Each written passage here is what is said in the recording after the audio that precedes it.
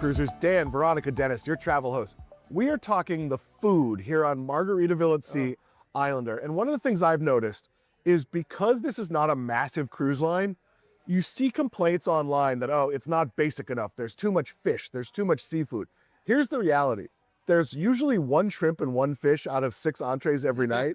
If you get the added sweet entrees like we do, there's usually one more and then another steak and another chicken. But Dennis, if you have dietary restrictions or, you know, it's chicken marsala, but you just want it plain, how do you handle that? So there's an app or when you book your cruise there with the travel agent, or if you do it on your own, you can actually request this. However, if you don't think about it, you can do it once you get on the ship. Go to the Maître D, go to the restaurant. A lot of times they'll make it and prepare it just the way you want it without having it pre-planned. If you have a food issue like no gluten or no salt or whatever, you want to tell your cruise line before you get on. But even if you don't, just reach out to your head waiter and say, this is what I need. Now, Veronica, we're both pretty daring. We've had enough meals together that I know. But let's say you go one night, you don't feel great, and you just wanted something simple. How have you found the waiters responding if you want to change to the menu? To be honest, I was so like, the menu had, the buffet had a lot of things to choose from, so I didn't really need any adjustments because I don't really have many food restrictions.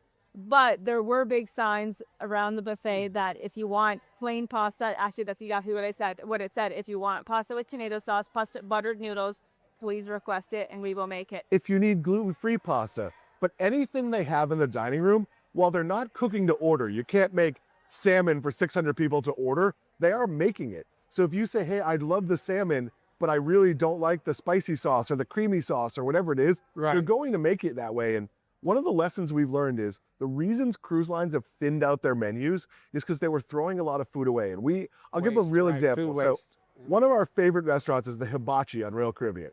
And they made a switch a few months ago where you could order 3 choices. You get 3 proteins, you get 2 proteins and vegetables. It used to be 2 proteins and everyone got vegetables. 80% of the vegetables got thrown away. But because even though they offered you the same amount of proteins and actually better, you could get double shrimp or double chicken or 3 different meats, and you could pay $5 extra if you also wanted the vegetables. No, people complained about that. So now they give everybody the vegetables again. You only get 2 proteins and they throw away 80% of the vegetables. Most of the decisions cruise lines are making are based on food waste. But if you have any problem, now if you have a deathly allergy, so my cousin Cody, who's done some work with us, she has a peanut allergy.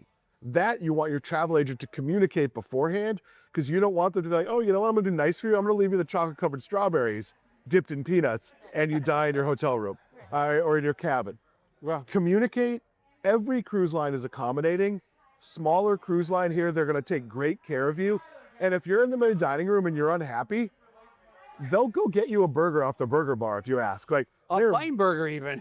They'll get you whatever you ask for. Every cruise line is very accommodating. I am Dan, she's Veronica, he's Dennis. Come cruise with us soon.